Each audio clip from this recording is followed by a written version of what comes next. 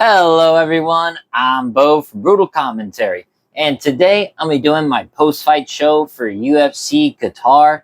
Overall, this was a fantastic card. In the main event, Arman Tsarukyan stamps his claim as the #1 contender for Ilia Topuria. Also in the co-main event, Ian Gary defeated Bilal Muhammad and quite possibly stamped his claim as the #1 contender as well, but I will get more into that as I go along the card. Overall, like I said, great night of fights. Multiple finishes. That main card was awesome. 5 of the 6 fights ended in a finish. The one decision, I actually liked the fight a lot. In terms of predictions, I also went really well in this card. I went 12-2 overall, and I'm quite happy about it for sure. So, without further ado, let's get on to the card. All right, so in our prelim opener, Denzel Freeman defeated Marcus Bujo. Oh, good Lord. Breaking down this fight, when I was breaking down this fight, I was so nervous because you basically have a guy who's 6-1, well, now 7-1 with a win, and a guy who's 6-1. They do not have that many fights between them. And it's always nerve-wracking when you're breaking down guys who don't even have, 10 fights in total to their name. Sorry, I'm checking my mic. Because you really don't know what their skill level is once they fight a higher level of opposition. Except for these two. These two fought basically each other. I'll say this. Denzel Freeman was the best person Buyo has ever fought. As for Buyo, I don't think he was the same level of competition Freeman has fought. But this fight sucked. Boy, this sucked. It basically was 3 rounds of sparring. It's kind of what it felt like. A slow kickboxing fight. They would trade leg kicks every now and again. They would every now and again trade punches. The reason I gave Denzel Freeman the win is I simply thought he did more, and I'm being generous when I say this, because he didn't really do much in the fight. He landed some good punches, especially in the third. Granted, Buyo's best attributes are his grappling. He didn't really get that going. Even when he got that takedown in the third round, Freeman was able to get up in 30 seconds after getting grounded. Granted, Freeman's also has a wrestling background, so I kind of had a feeling he'd be able to get up. So, though, the fact Buyo didn't really get any of his grappling going, kind of telling for his skill level. I gotta be honest, man. If this were a contender series fight, I don't think either guy would have been signed with how boring the fight was, but they're in the UFC now. It's heavyweight. They kind of have to fill up this roster full of people, so it kind of is what it is. I mean, the heavyweight division is the weakest division, at least on the men's sides. That is kind of a fact. But, you just got to fill them up. So who these guys would fight next?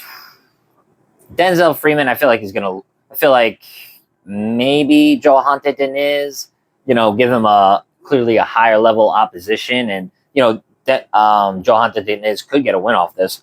As for Buyo, I strongly considered being released just because he's 6-1 as a professional. And how old is he? He's 32. Okay, I thought he was a little younger, but he's clearly just very raw, and I feel like no matter who you put him against in this heavyweight division, you could lose. Like Muhammad Usman, I think is going to give him some problems. Louis Sutherland would give him a lot of problems. I can't really think of any heavyweight who wouldn't make a problem for him. Maybe, who is it? Max Ganese, the guy Josh Hawk destroyed. Maybe him. Both for those are grapplers. So I guess that's something. So though, welcome to the UFC, both of you, and Denzel Freeman as a UFC win. That does say something. I'll give him that.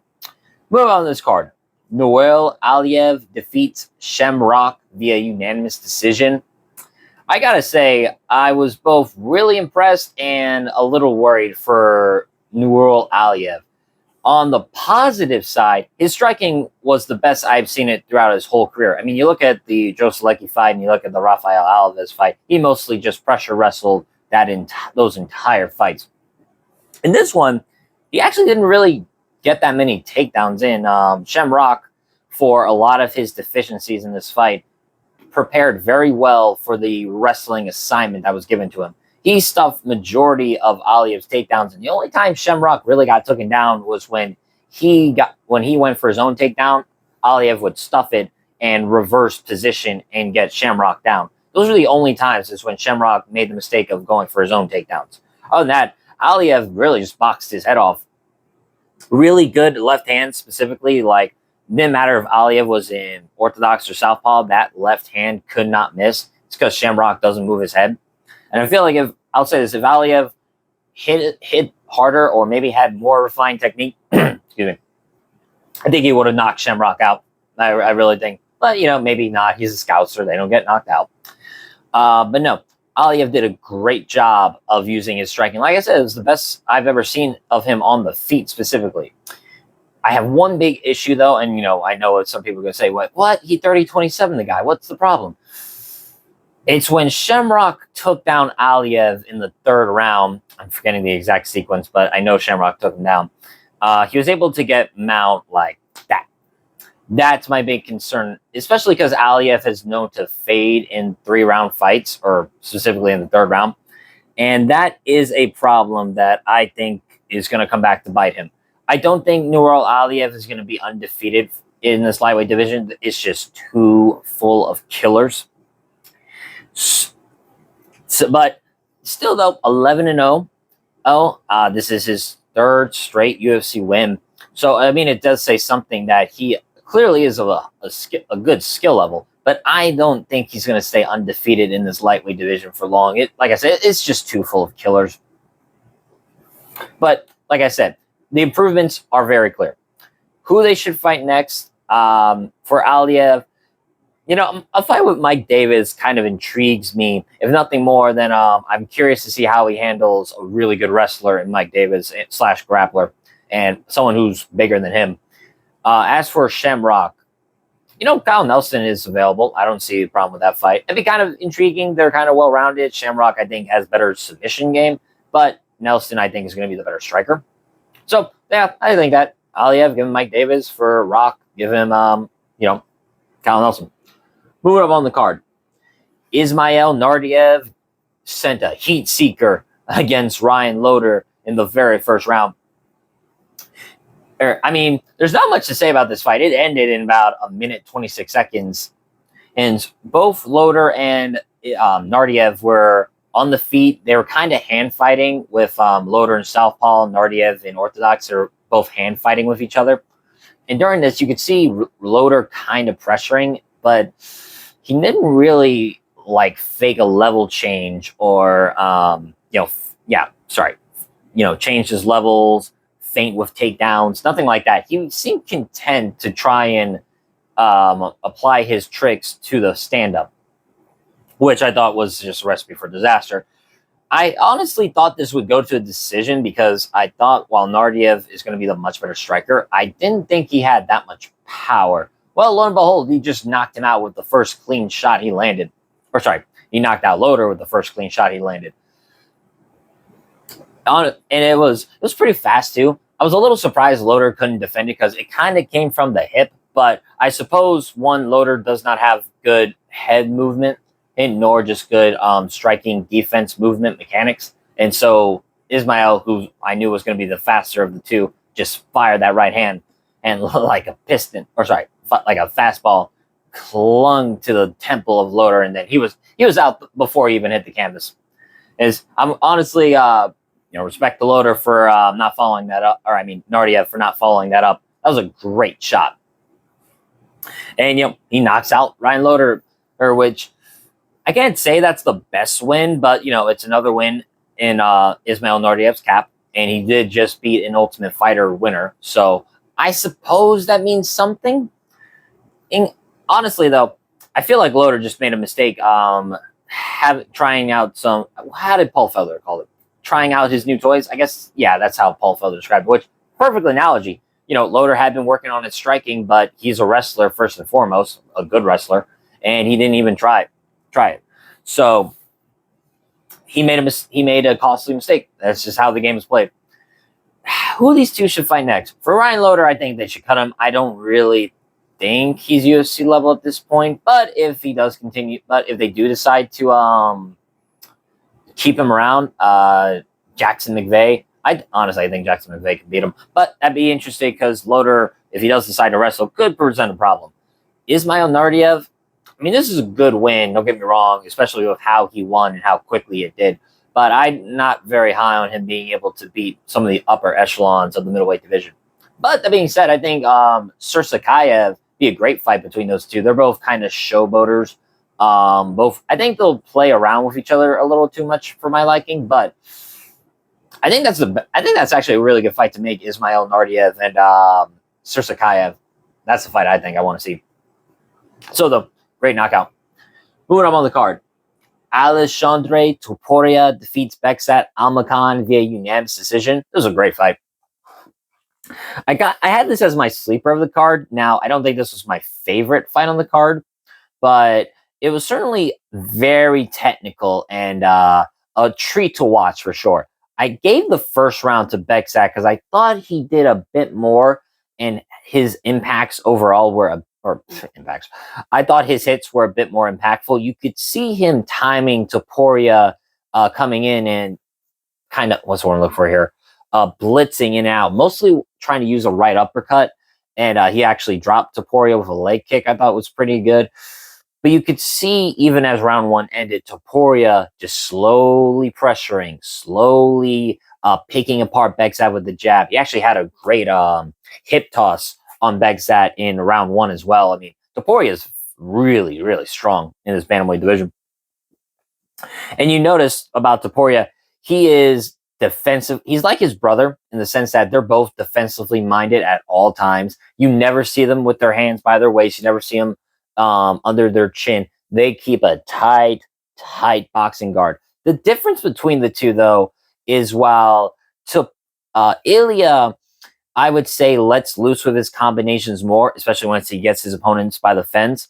I feel like Alexandre is a bit more defensively minded than his brother. And the simple fact is, you don't see him actually throw too much offense per se. It's mostly jabs and occasionally the right hand setup off the jab.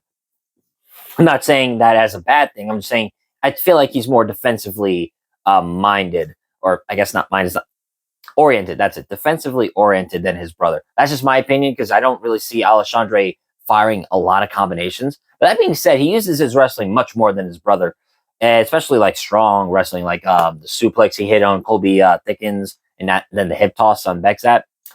And then rounds 2 and 3 were basically the same idea. He kept pressuring Beksat slowly but surely, tight guard, blocked just about everything landed at him, whether it was Beksat coming in with the uppercuts or hooks or intercepting knees. Yeah, the only thing that really affected Topuria greatly, I thought, were Beksat's leg kicks. But by the end of the fight, Topuria bloodied up Beksat, just constantly keeping the jab in his face, followed it up with a right hand, and just, never got off the gas. Overall, I thought this was a solid win by Topuria, and he's in his prime more or less. He's 29, which is pretty young for, or I'm not going to say young for bantamweight, but just about time reaching his peak. Now, technically, he's 7-1 as a professional, but he's got a lot of skills, and he's shown it in both his fight with Thickens and Beksat. I'm not saying give him a ranked opponent yet, but I am definitely saying that I think he's going to be a problem, and I think he can beat a lot of bantamweights. He's very, very good. Who he should fight next? I would like a Cody Garbrandt fight. That'd be intriguing to me, just because Garbrandt's got good boxing himself. He has more he uses more head movement than Topuria does defense. So that'd be interesting in contrast of their defenses. Granted, I think he can knock Cody Garbrandt out. If not Cody Garbrandt, then Adrian Yanez, I think, would be a good fight for him as well. Either way, I think giving him against a boxer, I'd be very intrigued. For Beksat, rough loss, but was it 1 and 2 in the UFC? He knocked out Brad Katona, who's no longer in the UFC.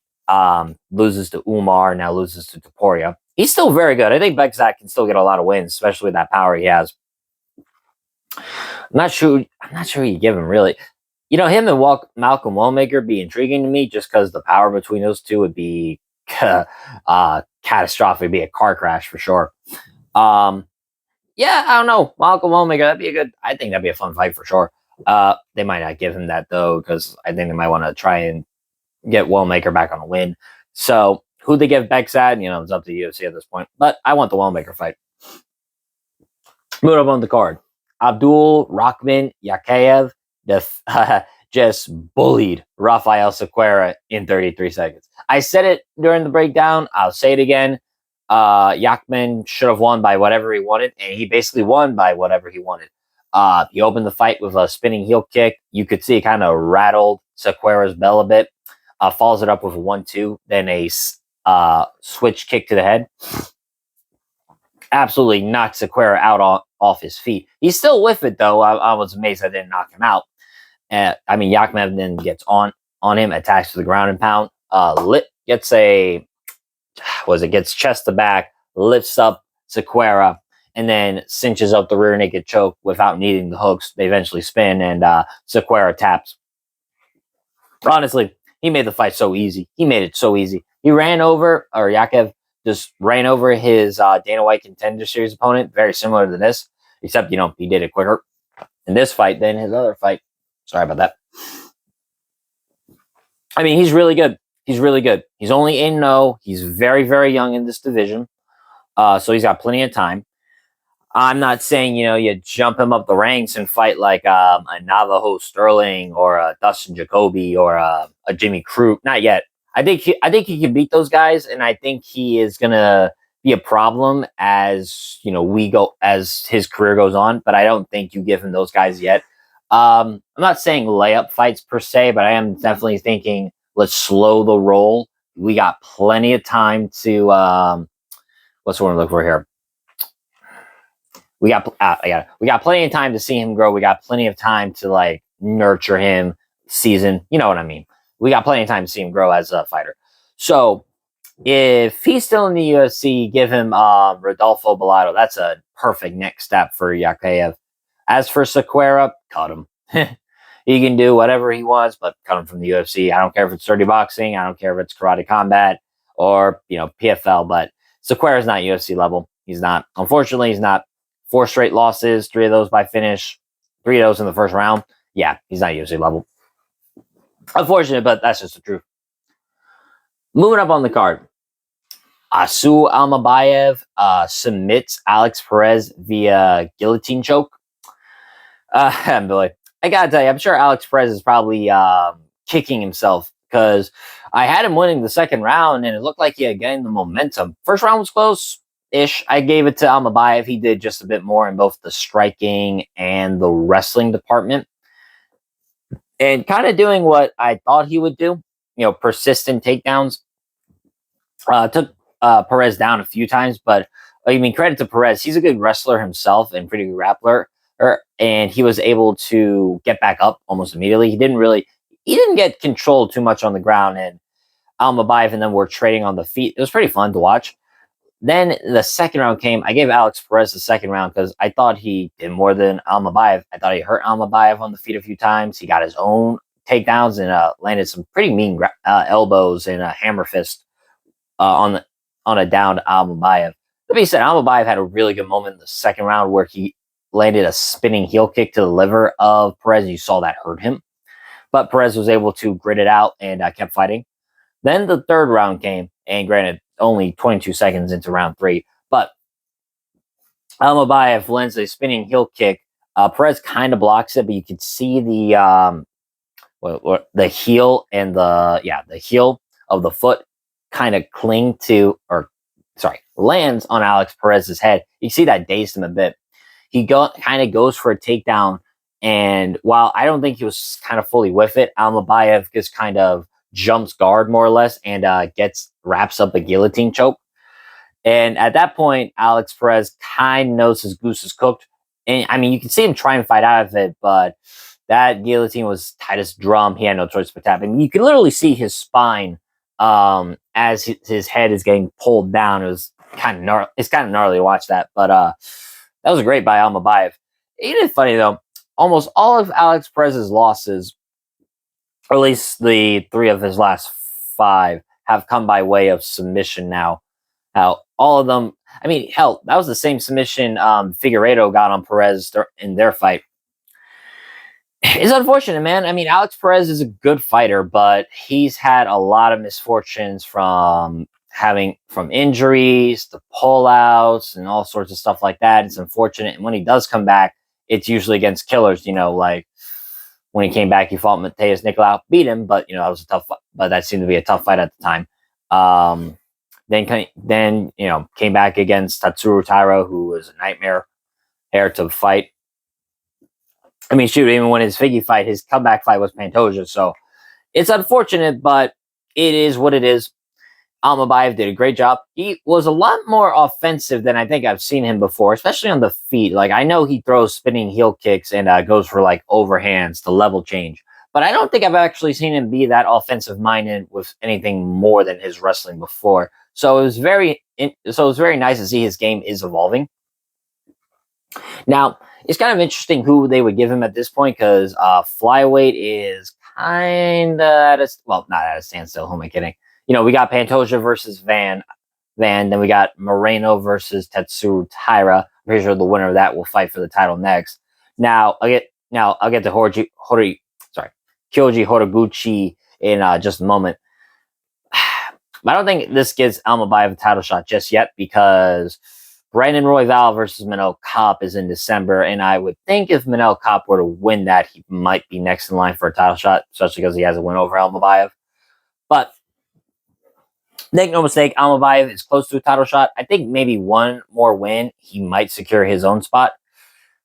I think a fight between him and Amir Albazi makes the most sense. I mean, Albazi has not fought since November of last year. He was supposed to fight in August, but had to pull out due to injury. So if timelines work out, I think Almabayev versus Almabayev versus Albazi makes the most sense. Plus, it'd be intriguing too. They're both wrestlers. They're both really strong for this division. I'd be intrigued in that fight. As for Alex Perez, I'd say rebook him versus Steve Ursay. They were supposed to fight in August. I think that's a good fight to still make. I mean, that's a winnable fight for Perez, but I also think Ursay could submit him. That's a possibility too. It really comes down to timelines and if Alex Perez is stay healthy. Moving up on the card, Nicholas Dalby defeats Saeed Isakak Izai Makayev. I'm sorry if I butchered that. So I had Saeed, and unfortunately he couldn't get the job done against Dalby. And I did have Dalby winning this fight. I thought he won rounds 1 and 3. Overall, even at 41, Dalby is still a pain in the ass to fight and still a tough out for everybody. I mean, he beat a member of Team Habib by essentially outgrinding him along the fence in the clinch. And, doing that weird breathing he does where he goes, he's just huffing and puffing. But it seems to work for the guy. He doesn't get tired. I thought Saeed at times, specifically in round 2 especially, he had good moments of control when he got his takedowns in, and you could see he was physically stronger in certain positions. But Dalby is just, he will embrace the grind. He just embraced it much better than him. Dalby pressed him against the fence, those annoying knees to the thigh, to the gut, and overall just being a persistent motherfucker. Landing some good strikes. Now, I could see how some people thought maybe Saeed won the 3rd round. I think, he had his takedowns and he had some good striking moments, but I just thought Dalby simply outworked him for 2 of the 3 rounds, which I suppose the layoff for Saeed was a big factor that I really should have taken into account when picking him. But I thought, Team Habib, man, they're really good at prepping their guys, especially like for cardio and stuff. So I kind of thought he'd be prepared, but it's very hard to prepare. You're out for 2 or 3 years. I know he had some grappling matches, but that's not the same as an MMA fight. And you're going against, very good cardio machine in the 170-pound division, even at 41. So all in all, respect to the game for Nicholas Dalby. I'll say that. He is tough out. He's a tough guy to get through. And I got to say, man, his win over Bonfim is aging beautifully. And Bonfim's loss over him is, proving more and more it's not a bad loss to have whatsoever.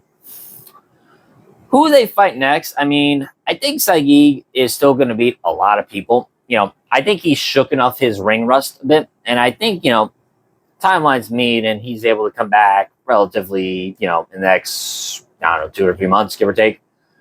I think he can get some wins. I think, could he out wrestle Randy Brown and beat him? I could think that it could happen. Could he out wrestle and beat Zaleski dos Santos? I think he could. Actually, that might make sense. Zaleski dos Santos. Neil Magny, no. I feel like they'll give I think Neil Magny deserves something a little more than that because he's on a 2-fight finish streak. I don't know. I think Sagi versus Randy Brown. That might be a fight to make. Or Jake Matthews. Nicholas Dalby is at an interesting spot at this point. He's clearly still top 25. I feel like he's going to be the gatekeeper of that for a while, or however long he wants to do this. I don't think they give him Wonder Boy because I can see that fight being pretty boring. I'm honestly not sure who you give him because he's fought a lot of people in this division. If this is a long shot for me, but wouldn't a fight between him and Gunnar Nelson be kind of interesting? Like, Gunnar Nelson's a really good grappler. He's got that good in and out movement. Both are on the older side of 170 pounds, and both have been fighting for a long time. Bottom is, like, you never know when Gunnar Nelson's going to return. But, let's say they have a card in England somewhere in March to February. Excuse me. I would watch that fight. I think I would enjoy that fight, Dalby versus Gunnar Nelson. Moving up, our featured prelim.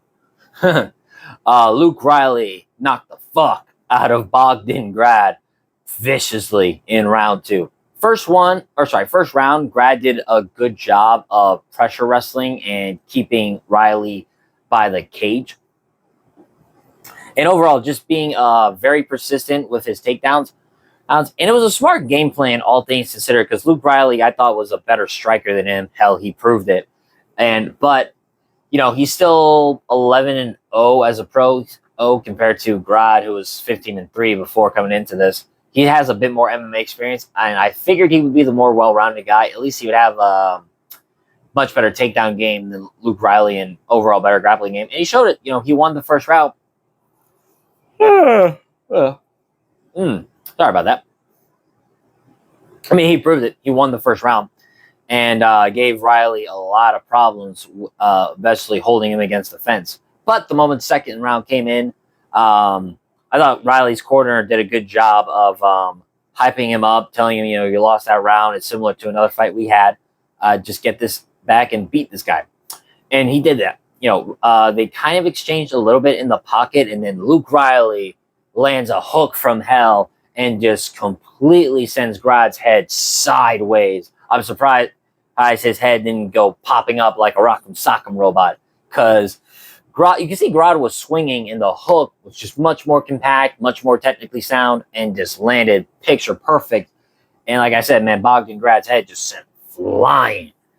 It looked like he was out. I mean, he was out the moment that punch landed, and the fall woke him up just a bit. He was still clearly didn't have his wits about him. And Luke Riley just finished it off, chef's kiss, with some accurate ground and pound. Yeah, he knocked the fuck out of Bogdan Grad bad, dude. It was bad. I mean, I'm very high on Luke Riley. I'm not gonna say he's top 15 yet, but he's fun. He's very fun, and I think he's gonna continue giving us some highlights in this featherweight division. Plus, he's a team of Paddy Pimblett, and let's want to look for him. I think that new gen in Liverpool, I think they are producing some pretty good fighters. Obviously Shamrock lost, and he has some problems, but Luke Riley, what Paddy Pimblett's doing. So I think he can get some big wins in this division.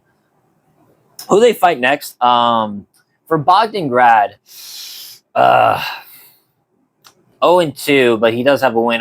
He has a UFC win, so technically he's 1-2 in the UFC.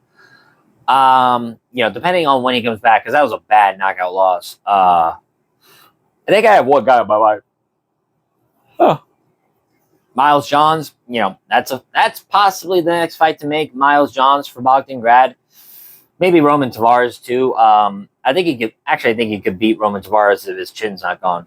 As for Luke Riley, I really want to see him versus Jack Jenkins. That'd be a hell of a fight. Both are primarily boxers, and both are good with their forward pressure. I think that'd be a good collision course, really. And that honestly, that'd be a fight of the night. I think Jenkins versus Riley. Oh hell yeah, dude, that'd be a fight of the night right there. If not him, for whatever reason. I mean, man, featherweight's so full of killers. But Christian Rodriguez. Oh wait, no. Don't give Luke Riley Christian Rodriguez. He's undefeated. Christian Rodriguez beats undefeated fighters. Maybe Yadir Divala. Both are good prospects. Moving up, our main card opener. This one put a smile on my face. Kyoji Horiguchi submits Tagir Ulanbekov in round 3 via rear naked choke. This put a smile on my face. I had Kyoji as like my underdog of the card. In fact, I think he was my only underdog. Oh no, I said that Bekzat was an underdog too. But yeah, Kyoji was my underdog of the card, and he whooped Tagir's ass in this fight. I mean, he may have had a little bit of problems in round 1 when Tagir, took him down and held him, but besides like that one moment, Kyoji beat his ass. That's really what happened. His striking was on point. He tagged Tagir with multiple stinging shots. That leg kick to the knee was hurting Tagir bad. That darting in and out right hand over the top. I mean, you saw the size difference between the two. Tagir was basically a bantamweight in there, and Kyoji was was a flyweight. I mean, it's crazy to think that Kyoji's the one who fought at bantamweight more than Tagir, but whatever. Like I said, that darting in and out right hand Kyoji landed. So there were some head kicks he landed to Tagir, and by the 3rd round, Tagir was so tired. I think I don't remember who I heard this from, but I heard that this was like the worst weight cut that Tagir had. I think it was MMA Expert that I heard it from, and he said he heard it from Umar.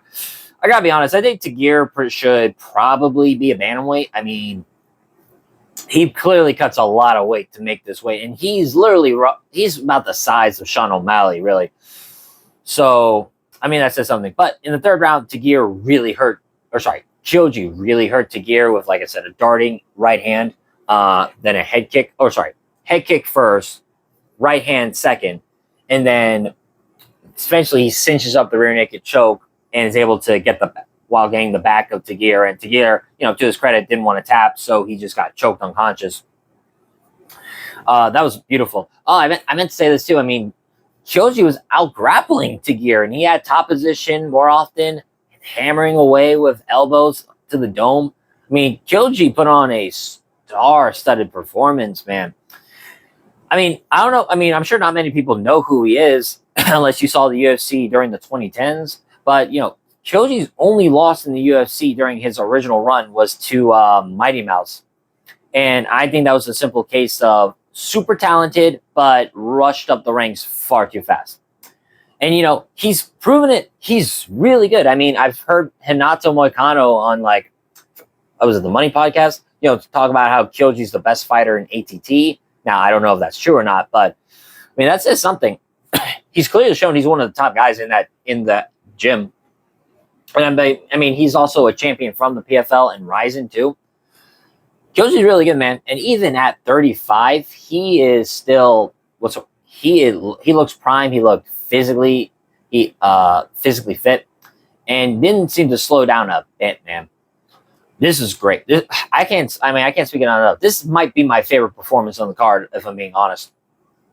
That's even with how perfect Arman looked in the main event. I'll get to that in a minute. I'll get to that when I do. But this is a great win by Kyoji. Who do they fight next? Kyoji Horiguchi, I know him and Pantoja are teammates in ATT, but he wants the belt. All respect to that. I think he would need maybe just 1 or 2 more wins to get to that belt. So he could fight the loser of Brandon Royval versus Milano Cobb. He could fight that. Or he could fight the loser of Moreno and Tyra. As for Tagir, I seriously think he should cut or move up to bantamweight. And let's say he does, right? He can fight Bryce Mitchell. That'd be an interesting battle of grapplers for sure. Or Felipe Lima. If he stays at flyweight, I'm not sure who they give him really. Daniel Marcos? I don't think so. Charles Johnson? Maybe. there's some options for Tagir, but I really want him at bantamweight, and I would actually like that Bryce Mitchell fight a lot. Moving up on the card. Waldo Cortez Acosta knocks out Shamil Gaziev in the first round. Boy, Waldo has become the MVP of heavyweight in 2025. I'll say that. This is his 5th fight this year. He fought in March, he fought in June, he fought in August, and then 2 times this month in November. And 3 of those 5 wins are by knockout. Or, sorry, 3 of his 4 wins are by knockout. He did lose to Sergey, but he's putting in more work than Sergey, even after the loss. He just got 2 back-to-back knockouts in the same month. Especially after that fight in, what card was that? Oh, right, the Steve Garcia, David Onoma fight in the first week of November when he got eye gouged by Ante Dalia and still knocked him out. Now, as for how this fight went, when Sergey Spivak and Shamil Gaziev were scheduled, I knew Gaziev had a really good shot of beating Spivak, especially because Spivak, not that good of a striker, and that's what I'm looking for here. And that fight was mostly going to be contested in the clinch. But Waldo was just a horrible stylistic matchup for Gaziev. Waldo, light on his feet for heavyweight. He's got really good boxing. And, I've seen a steady increase in abilities for Waldo, where you can clearly see he's much better at waiting for openings. He's got clearly some of the best boxing in the division. And you saw when Gaziev was kind of rushing at him, his feet became parallel. And that's when Cortez Acosta cracked him with a counter right hand. That wasn't the knockout shot, but it clearly hurt Gaziev, who then tried to grapple with Waldo. Waldo went for some hammer fist, and then after they separate, Waldo just lands that persistent jab like 3 times. 1, 2, 3, and then, kind of like what I've said before in my breakdowns, Waldo throws a fastball of a right hand, catches Gaziev clean on the chin, and that was it from there. 1 hammer fist that got blocked, but Gaziev was just doing this. It kind of looked like a, what's the word for here? Gesture of surrender is what it looked like to me. And, there's not much else to say other than Waldo looked fantastic for as long as this fight lasts, which was only 1 minute and 22 seconds. I gotta say, man, like I said, Waldo's the MVP right now of the heavyweight division. He's putting in the work. He's got some great finishes. He's clearly improving his skill set. He's a fighter who, you don't see much in this division, but clearly a guy who's very good at capitalizing on mistakes. He's got really good boxing. His takedown defense, while we haven't seen much of it this year, it's pretty good. He denied a lot of Sergey Spivak's takedowns, and, Sergey Spivak, damn, I don't know why I keep yawning, is a really good wrestler. Well, more specifically in the clinch than open mat, but still. And what does this guy want to do? He wants to fight again. He wants to get the most UFC fights in a calendar year. And so he called out to fight on the December 13th card, which is the last card of this year. Fuck it, I hope they give it to him. I know he called out Curtis Blades, and that is the fight I thought they would have made for him after his D'Elia win, but does Blades take it on that short of a notice? I'm not sure. That card is 3 weeks away. It wouldn't, I wish they would. I hope they give him his wish. Why not? He's clearly entertaining. All right, so it's not Curtis Blades. Here's the trick with Waldo winning.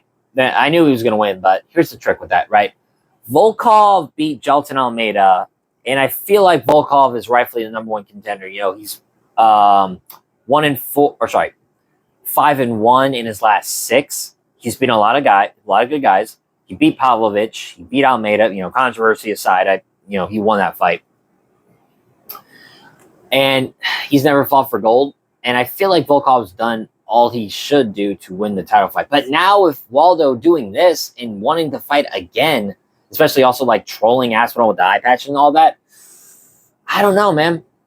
I feel like Volkov and Waldo, number 1 contender fight's the fight to make. I know he lost to Pavlovich. I know this, but I feel like, he's doing more work than Pavlovich did since then. And especially, imagine he gets like Curtis Blades or Derek Lewis or something like that at December 13th card. Imagine if he wins, he becomes the number 1 contender after Aspinall and Gane. So See what I mean? I would prefer Volkov versus Waldo #1 contender fight, but I don't know if Volkov will take a fight like that on short notice. And I honestly think Volkov can wait it out and get the next title shot, but it's exactly what Sean Brady said in an interview. You know, you don't get to hold on to your #1 contender shot. You got to kind of have to keep fighting to stay relevant. And so if Waldo keeps doing what he's doing, I think he can leapfrog Volkov and become the #1 contender. So very intrigued to see what happens. Like I said, if they give him that fight, I hope they do. It's either going to be Curtis Blades or Derek Lewis, in my opinion. As for Gaziev, you know, they could rebook the Sergey Spivak fight. They could give him Ante Dalia, or they give him Marcin Tybura. We got some options for Gaziev. He's not out of the game yet. Moving up on the card. This one scared me.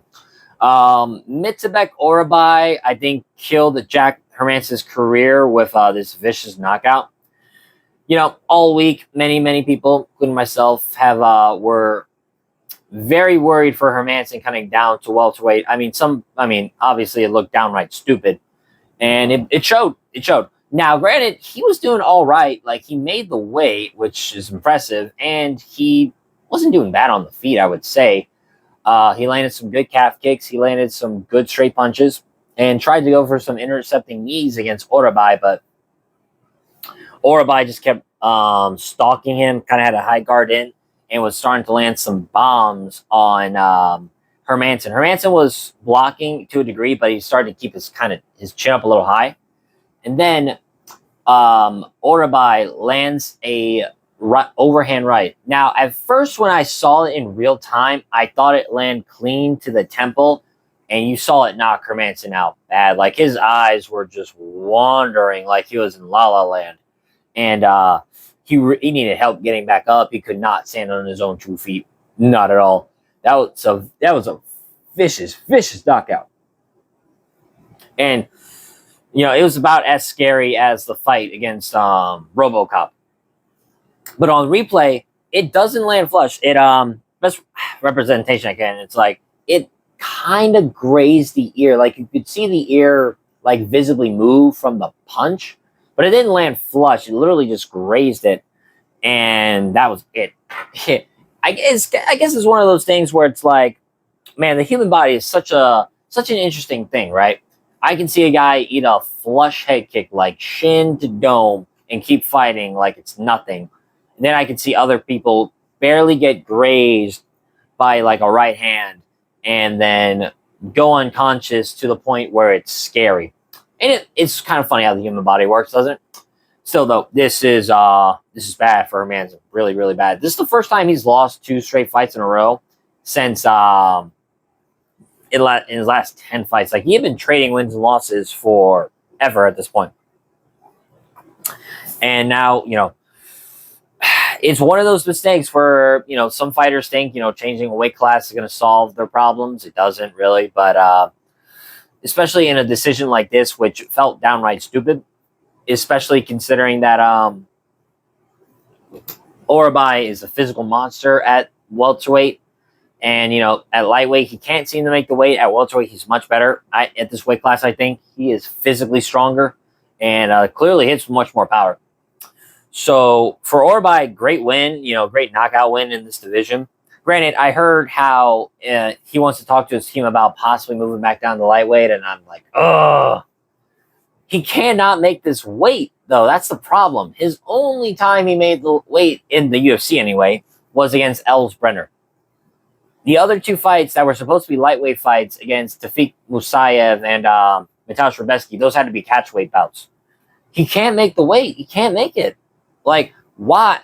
I know fighters like to go down as much as possible for the size advantage and all that, but sometimes you just got to find your natural weight classes. If you can make the weight healthy, like sometimes it works out great. You find your natural weight class, you could be a champion. I mean, look what Oliveira did. And so I don't see the point in moving back down to lightweight. Like, he should stay at welterweight. I'm telling you that right now. Orabai should stay at lightweight, or sorry, welterweight. Because if he goes down to lightweight again, I think it'll be another catchweight bout. As for Jack Hermansson, I strongly consider retirement. Like, this is a bad knockout loss. This is something that changes your life. He's 37. He's going to be 38 pretty soon. I think it's time to call it a career. But, you know, I'm not his friend. I don't know him at all as a person, so you might not want to hear that. I'm just telling you what I think. I think he should retire and save himself some brain cells. As for Orabai, if he stays at welterweight, which I think he should, there's some matchups for him. He is a beast of a wrestler. He's got really good submissions, and he clearly has much better power in this weight class, I think. Welterweight's so log jammed though, full of talent. It really is, man. Welterweight I feel like is the best division in the UFC right now, and I'll talk about that more once I get to the co-main. But I mean, there are plenty of options. I think Puliere Soriano might be an interesting next clash. I mean, that's another middleweight going down, but both are physical specimens in this weight class. Or Jacob Smith would be an interesting test because, like I said, both are beastly wrestlers. Both are strong as oxes. I mean, that'd be quite a fun matchup. Those two just trying to grind each other to paste. So that was an awesome win by Orabai. It's crazy that I'm amazed this did not get a performance bonus. Like, what the fuck? Anywho, put up on the card. Volkan Oezdemir knocks out Alonzo Menifeer pretty quickly in round number 1, like a minute, 27 seconds. It was pretty awesome, like from the featured prelim to the featured fight. It was back-to-back finishes, 3, and then, you know, most of them were devastating knockouts. It looked like Menifeer caught Oezdemir by surprise with a left hook, but then afterwards, Oezdemir composed himself nicely, started to intercept Alonzo Menifield's head movement with knees, or specifically the rear knees to the body. And then Oezdemir presses Menifield against the fence, or I should say corrals him, and starts unloading with combinations. It started with a head that clearly caught the dome of Menifield and rocked him. And then from there, Oezdemir starts swinging some short boxing combinations. Now, I thought Menifield, to his credit, man, he did a valiant effort in moving with the punches. You know, you saw it on the replay. Not all those punches landed.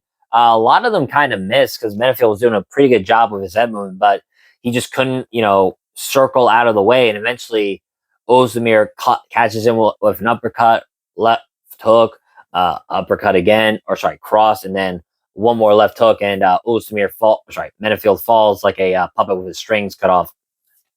Sorry. That was a nice win by Volkan Oezdemir. I mean, he knocked the fuck out of him too. He's once again, Oezdemir does it again, man. He affirms himself into the top 10 of this division, and continues to show he's a clear top 10 fighter. Yeah, I mean, Menifield was on a good run, but really Julius Walker and Umar Sy weren't up to the level. I mean, they were two undefeated prospects, sure, but they're not to Volkan Oezdemir's level. Well, maybe Umar Sy could be in the future, but definitely not Julius Walker. That was a good win by Oezdemir.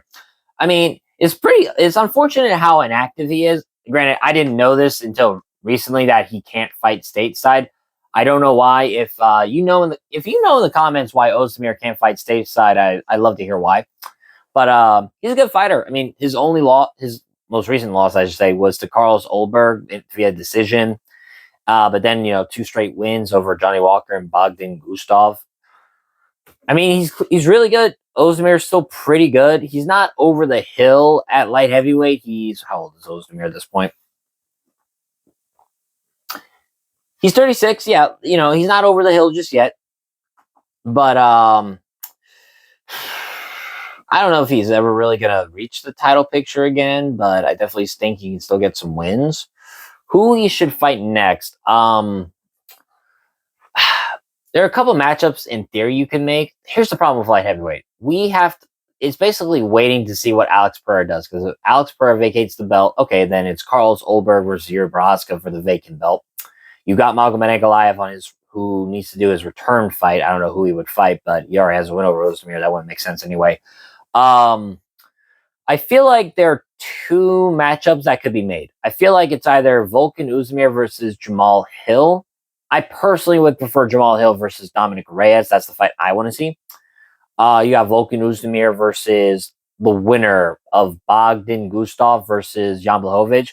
I think that can work for two reasons. One, if it's Blachowicz versus Oezdemir, that'd be a very interesting battle of knockout artists. If it's Bogdan Gustaf, Oezdemir has a win over Gustaf. He submitted him. I know, some people could think, what about Khalil Roundtree? I feel like Khalil Roundtree and Azamat Murzakanov makes more sense. So you see what I mean? It's kind of interesting, like trying to see how the pieces fall into play. It really depends on if Pereira's going to vacate the belt or fight Oldberg. But then again, I'm hearing Oldberg versus Yuri is for UFC 325. I don't know if it's for the vacant belt or an interim belt. I don't know what it's for, but I heard those two are fighting at UFC 325. So it was a great. So it was a great win by Oezdemir, and I personally think him versus the winner of Blachowicz and Gustaf would probably be the next step. As for Menefield, I could see them pitting him against Johnny Walker or Min Yang Zhang. One of those two would be a fun fight. Moving up on the card, Ian Gary defeated Bilal Muhammad via unanimous decision. Now, I personally scored it 30-27. I kind of had Gary winning all 3 rounds. But if one were to say 29-28, I could see why. I do think Muhammad, you could have given Muhammad the second round. I'm not going to dispute that. But I remember hearing some people thought Muhammad won. I don't know how you score it for Muhammad. Like, I thought Gary clearly won the first round. He was sticking and moving. Popped Muhammad a few times with the jab. Really good rear oblique kicks to the lead leg of Muhammad. Cut under the eye of Muhammad pretty well. I mean, Gary was on point in this fight for sure. But I gave round 1 to Gary, especially because he also denied Muhammad's only takedown in that fight. Second round, now granted, there was an eye poke about, 35 seconds into the fight. You saw Gary poked him in the eye like this. It was pretty bad, but Muhammad was able to keep going.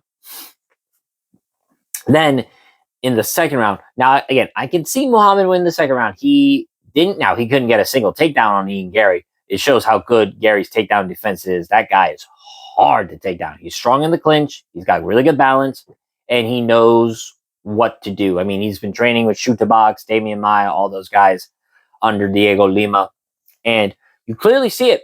He's very well coached. He's very, very skilled and a really good athlete. But I think most people could give Muhammad round 2 because Muhammad did land some pretty good shots in the boxing department. You saw he started doubling up his jab to close distance and then come after Gary with a right hand over top. But again, I thought Gary just simply had better shot selections. Again, those rear oblique kicks to the lead leg were, I think, his best shots besides the jab. And you saw Gary go for the chest / the body of Muhammad with his jab because the intercept level changes. And Gary, even then, I thought he had some slick head movement. I do not think a lot of the shots Muhammad threw landed, or at least didn't land flush. Some of them did for sure, but I thought Gary did a good job rolling with the punches or getting out of the way just enough. And then round 3 was clearly Gary's landing a spinning back fist, teep kick to the face, ended it with a leg kick. I mean, Gary, like I said, I thought Gary just did a great job of neutralizing the Bilal Muhammad puzzle. And even when he got pressured against the fence, he didn't touch the canvas. He denied all of Muhammad's takedowns, which was impressive. I mean, not even JDM, who put on a championship-making performance, quite literally, against Muhammad. He got taken down a few times. Not Gary. Now, granted, this was 3 rounds, not 5, and I really wish this was 5 rounds. I was very intrigued, but I didn't hate the fight at all. I knew it would be a decision. I was worried that it'd be boring, but honestly, I found the fight entertaining. I found the striking of Gary was very fun to watch. He still is very safety first, I've noticed, and he's fine just winning rounds, which, not all fighters need to be finishers to win, and he's shown that. But honestly, it's I never hated Ian Gary for, all the stuff in his personal life. Like I said, that stuff does not bother me that stuff does not affect me in the slightest. It's his life. He lives how he wants it. I could care less. But when it comes to the ring, he's really fucking good. Now, I wasn't a fan of the Jeff Neal fight. I wasn't a fan of the MVP fight, but he did what he had to win. I can understand this. And then, he fought Shavkat on short notice, which, by the way, that loss over Shavkat, not bad. And that win Shavkat has over Gary is aging really well. Beats Prates in what I thought was a pretty good fight. And then now this Belal Muhammad win, which, I thought the fight was pretty entertaining.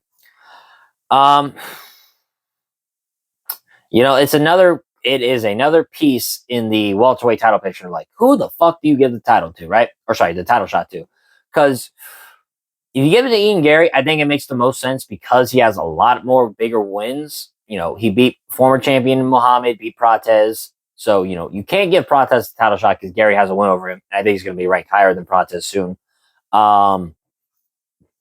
You cannot give it to Kamaru Usman. You cannot. I do not care about his legacy. I'm sorry, but in 2025, you can't give Kamaru Usman a title shot over just one win against Joaquin Buckley. You can't. I know Buckley was surging, and I think Buckley can still get some wins in this division. In fact, if you were to say Leon Edwards versus Joaquin Buckley, who would you pick? I'd probably pick Buckley. No, you can't give Kamaru Usman. I'm sorry, you can't. So it either is Michael Morales or Ian Gary. Michael Morales, more entertaining for sure. I mean, he ran over Sean Brady pretty quickly. But if we're talking meritocracy, right? Ian Gary will probably be ranked higher than Michael Morales for one.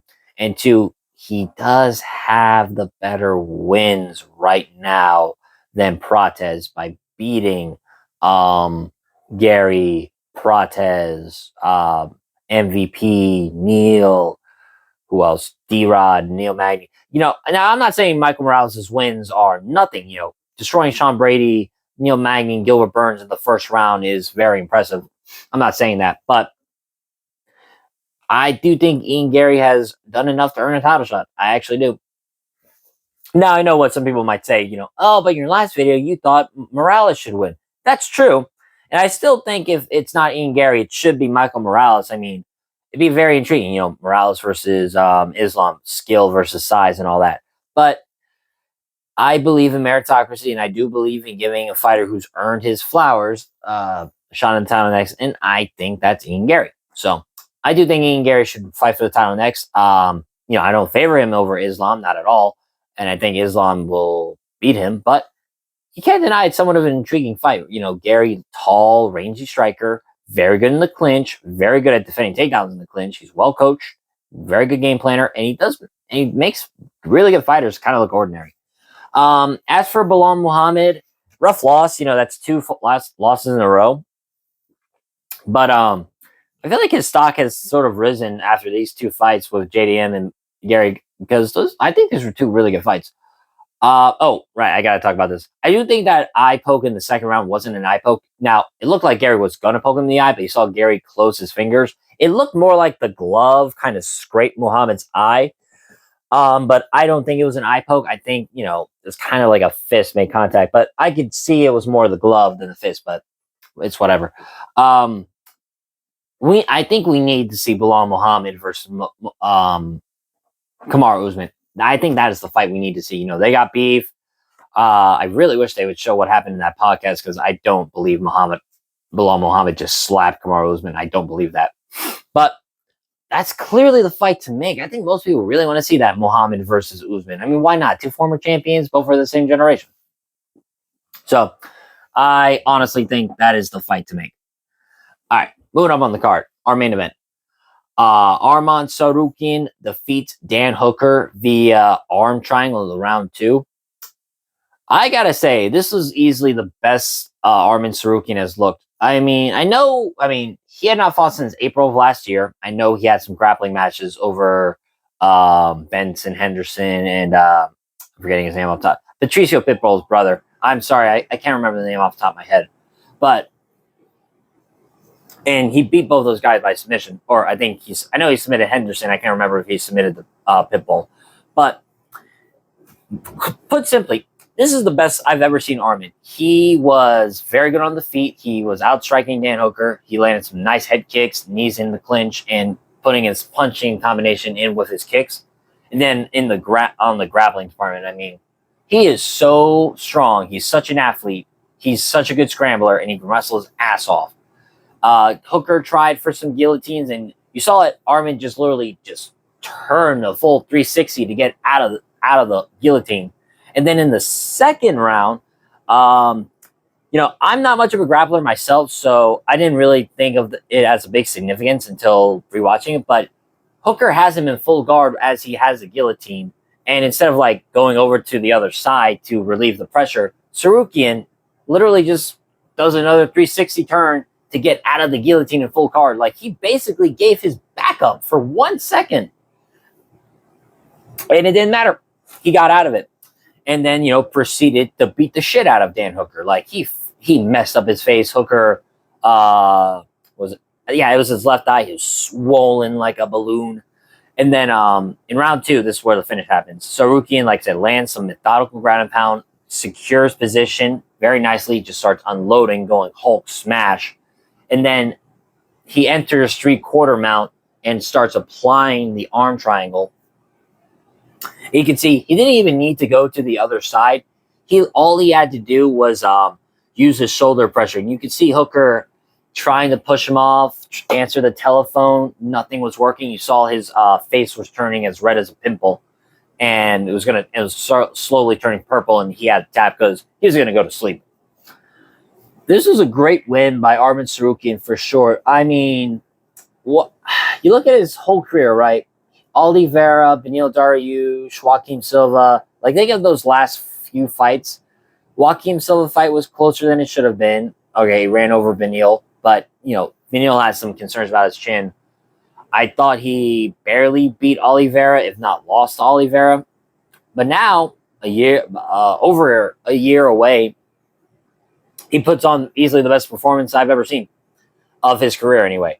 Like, Tsarukyan as a fighter, I like him. He's really fun to watch. He is exciting for sure. And he puts on fun fights. He really does. He makes grappling entertaining. But man, do I not like him outside the cage. I think he's a dick. I really do.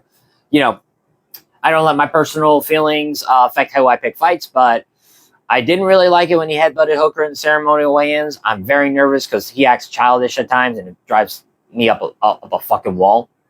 But, nothing I say matters when you look at the results in the cage, and the results are simple. He is #1 contender for Ilia Toporia's lightweight belt. It's not up for debate. It cannot be Gaethje. No way, no way. Oh, sorry, no way in hell. It can't be Patty. No way in hell. It's very simple what we do with the lightweight division. You have Patty versus Gaethje, #1 contender fight. You have Arman versus Ilia for the belt. It's as simple as that. And, really think about it. How would Arman Tsarukyan versus Ilia go? Not doing a, what if scenario or breaking down the matchup. But I can tell you this. Both are going to give each other something the other has never faced before. For Arman, he's much bigger than Topuria. He's going to be the best. He's going to be arguably a better athlete. And he is the best wrestler Ilia Topuria has ever faced. Not even counting, he's going to be bigger than Topuria. I do think he's going to be stronger than Topuria. But, like I said, he's the best wrestler Topuria has ever faced. The only other guy I can think of is Bryce Mitchell, and he's not to the level of Arman. And, Arman's clearly shown great improvement, and both are not even 30. Really think about it. Both Ilia and Arman, like, they're 28, 29 respectively. They're not even in their 30s yet. And it'd be really, truly a battle of, like, I wouldn't say young guns, but the younger side of this generation going at it. I mean, fuck yeah, that'd be awesome. Meanwhile, for Ilia, he'll be the, one-punch knockout power. He's shown it. And he is the only guy I think Tsarukyan would ever fight who, on the feet, one mistake, and he's fucking done. It's intriguing. It's so intriguing. That fight, I really look forward to that fight. I think Tsarukyan versus Ilia, that's going to be a hell of a fight. Like I said, I don't like what Tsarukyan does outside the cage at times. I don't like his antics, but you can't deny the results. The man is a really, really good fighter. And clearly the #1 contender. There's not up for debate. And especially, like I said, that arm triangle for 3/4 mount, the way he just put that fucking squeeze on, he looked like he was going to pop Hooker's head off. Now, as for Dan Hooker, it's a shame. I love the guy. Most people do. He puts on fun fights every time. And he was on a nice 3-fight win streak. Who he should get next? I think Hanato Moicano would be a fun fight. He even called Hanato Moicano. So why not? I would love to see that fight. Whether it be a fight night main event, whether it be on a pay per view, it doesn't matter to me. I might favor Hanato to win that, to be honest, but I also really like Money Moicano. So that's what I think. Arman versus Ilya for the belt, obviously. Patty versus Gaethje, #1 contender. Hooker versus Money Moicano, and think of it like the others in this division. Obviously, Max Holloway and Charles Oliveira are going to fight for the BMF belt. So that's what we got. With that being said, that's been my breakdown of the UFC Qatar card. If you like the video, like and subscribe, and leave a comment down below on your thoughts on the card. But until then, I've been both Brutal Commentary. Stay calm, stay respectful, and enjoy the violence. I'll see you all next time.